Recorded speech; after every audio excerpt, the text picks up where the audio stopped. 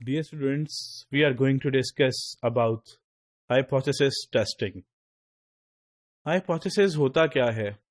इसका जो जेनेरिक मतलब है, हम ये कह सकते हैं कि एक assumptions लेना, एक स्टोरी बनाना, कहानी बनाना, इसको हम hypothesis testing कह सकते हैं.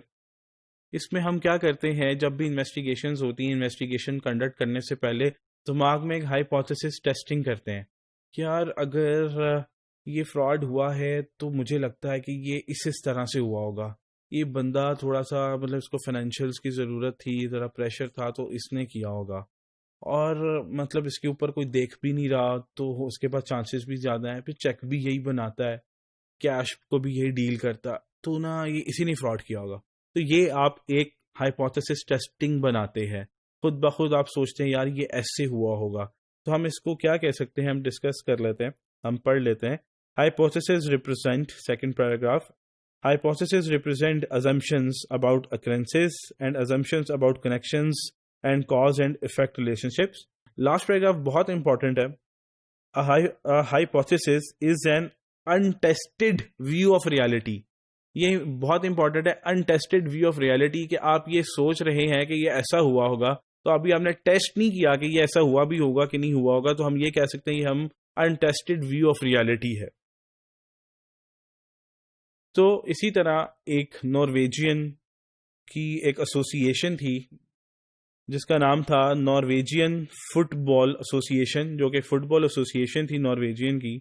इसका फ्रॉड एग्जामिनेशन हुई, इसकी इन्वेस्टिगेशन हुई, जो कि लिनक्स ने की 2013 में. अब उन्होंने भी एक हाइपोथेसिस टेस्टिंग की, क्योंकि ये एक फुटबॉल से रेलेवेंट एक एसोसिएशन थी. इसने नीचे क्लब संभाले हुए थे, फर्दर एक एसोसिएशन पूरे क्लब्स देख रही है. अब क्या फ्रॉड्स हो सकते हैं? ये फ्रॉड हो सकते हैं कि नॉर्वेजियन के पास जो फंड्स आते थे वो आगे क्लब्स में नहीं दे रही, खुद खा रही है, मिसयूज कर रही है. तो ये एक परसेप्शन ली जा सकती थी, अब्यूज ऑफ फंड्स जिसे हम कह सकते हैं. जब बाइंग एंड सेलिंग कर रही है प्लेयर्स को, तो उसमें ज़रूर कुछ ना कुछ गड़बड़ हो सकती है. जैसे बाइंग एंड सेलिंग प्लेयर्स का तो हम आए दिन सुनते रहते हैं टीवी के ऊपर भी, तो बाइंग एंड सेलिंग में भी मसला हो सकता है. इन्होंने जो एग्रीमेंट्स को डिफरेंट किए होंगे किसी कंपनीज के साथ, ऑब्वियसली एसोसिएशन है, किसी किस्म का भी एग्रीमेंट कर सकते हैं, कंस्ट्रक्शन का और इसके अलावा कोई परचेज का एग्रीमेंट. तो हो सकता है इन्होंने किकबैक्स भी लिए हों. किकबैक्स मतलब इन्होंने अपनी मर्जी से उस बंदे को दिया जिसने इनको उस कॉन्ट्रैक्ट की प्राइस का 10-20% कमीशन के तौर पे दिया हो. ये भी पॉसिबिलिटी है कि इन्होंने अपने एक्सपेंसेस को ओवरस्टेट किया हो ताकि प्रॉफिट कम आए, ताकि हमें फंड्स और मिले, और इन्होंने प्रॉफिट ज़्यादा शो नहीं किया. प्रॉफिट ज़्यादा शो करेंगे तो हो सकता है कि इनको फंड्स ना मिले, तो ये भी पॉसिबिलिटी हो सकती है. तो हम एक हाइपोथेसिस टेस्टिंग करते हैं. इसकी एक हम छोटी सी एग्जांपल और देख लेते हैं. परचेज में अगर फ्रॉड हो रहा होगा तो हम उसकी हाइपोथेसिस टेस्टिंग क्या करेंगे?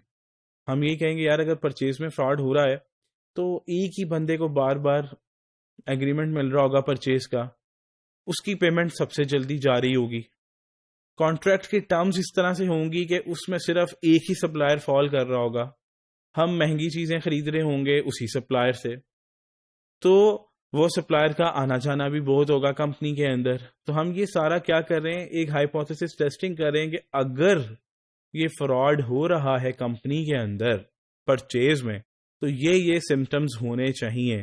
तो फिर आप क्या करेंगे, इस हाइपोथेसिस को टेस्ट करेंगे, और अगर टेस्ट सक्सेसफुल हो जाता है इसके मीन्स के फ्रॉड है. अगर टेस्ट सक्सेसफुल नहीं होता तो आपको हाइपोथेसिस टेस्टिंग नई तरीके से करनी पड़ेगी, या फिर फ्रॉड नहीं होगा. तो हम इसको कहते हैं हाइपोथेसिस टेस्टिंग.